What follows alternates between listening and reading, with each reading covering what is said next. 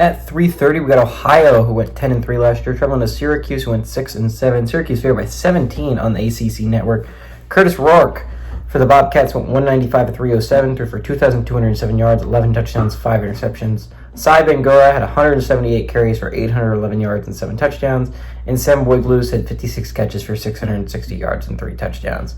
Garrett Schrader for the Cuse went 134-214, threw for 1,686 yards, 13 touchdowns, 6 interceptions.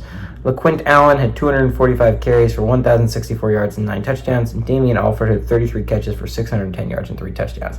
Now, of all those players I just listed, all 6, only one of them returns for their team. That is Syracuse's LaQuint Allen.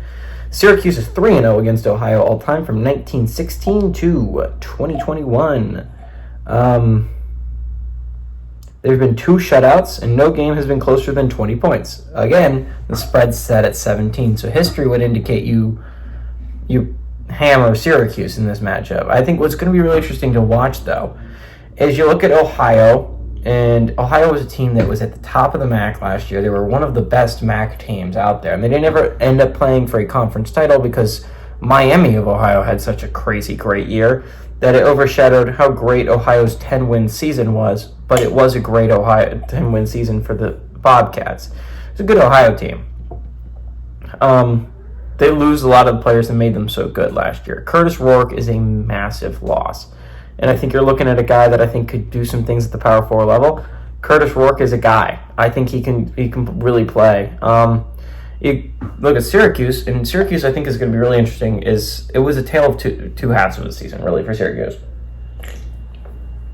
They start out 5-0, right? They're looking like a team that maybe can compete for something in the ACC, and then they lose like 5 straight. No, it was 6 straight. It was 6 straight, I think. And then right at the end of the year, they win a big game against Wake, so they can go bowling, and then they get their butts kicked by USF, right? That's how that happened last year. Syracuse was falling apart at the end of the year, and then they fired their head coach. They hire a new one. We'll see how that goes. Kyle McCord is a big addition, and I think a lot of their season, for Syracuse at least, is going to hinge on how good Kyle McCord is. If Kyle McCord is a good player, I think they could be decently good. If he's not that guy, I don't know how many wins Syracuse actually piles up this year.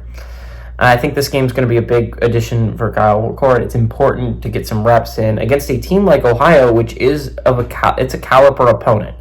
I think what's going to be really interesting here is how Ohio is going to bounce back from losing all those players. I don't think they're going to do it quite as high of a level as you would hope, but I like Syracuse to win here, and I honestly like them to cover. Again, no game has been closer than 20 between these two opponents. I don't think this one will be the outlier.